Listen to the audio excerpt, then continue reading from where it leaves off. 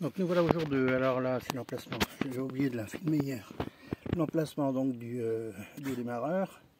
Puis ben, maintenant, on va s'attaquer à ce côté-là. Donc on va retirer ça, retirer les carburateur que je vais reposer moi-même. Donc ça va pas être très compliqué. Par contre, le plus emmerdant, donc ça va être donc faudra accéder ici. C'est pas très gênant puisqu'on y arrive avec une rallonge de cliquet. Et puis en dessous, voilà, juste en dessous, au bout de mon doigt là, entre ça là, on va retirer ce capot qui est plein d'huile d'ailleurs, en plastique. Et puis enfin on pourra atteindre le démarreur. Donc alors voilà, toujours pas attaqué le principal du travail parce que j'ai préféré ôter, donc défaire carrément le carénage avant. Autrement, déjà qu'il est abîmé, qu'il faut que je le recolle, le ponce éventuellement un petit coup de peinture à la bombe, ce serait pas mal.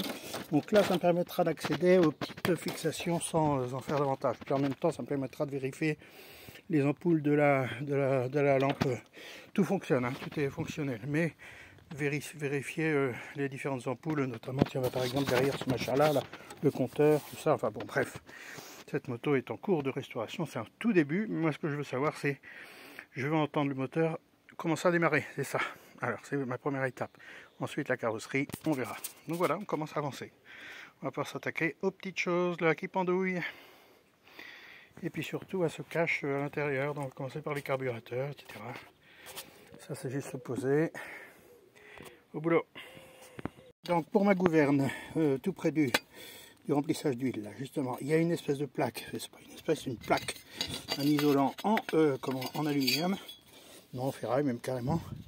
J'ai remis les deux vis à leur emplacement, donc on peut les replacer sans problème après avoir retiré la fameuse, oh oui, le voilà l'écrou, chameau de deuxième écrou, je le vois, le boulon d'ailleurs.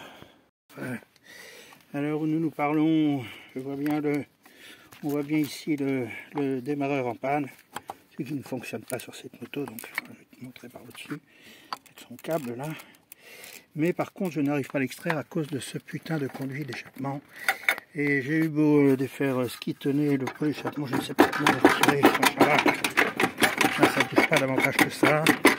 Je suis un peu coincé. Voilà, là je suis coincé complètement. Donc là, help. Ici, if you can help me, please tell me how to do. Thank you.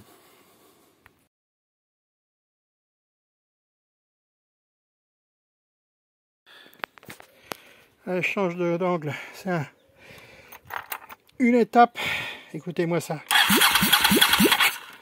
Voilà, c'est ce que je n'avais jamais entendu avec cette machine. Donc j'ai bien réinstallé le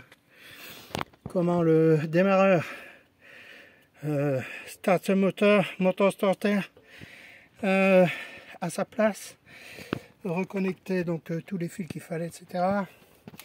Le relais démarreur est parfait, la batterie, j'ai mis une batterie au lithium qui est à 13 volts, je n'ai plus qu'à refixer correctement ça.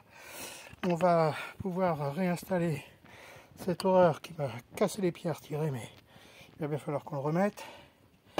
Bref, on a encore beaucoup de travail, mais ça avance, j'ai du contact. Hihi.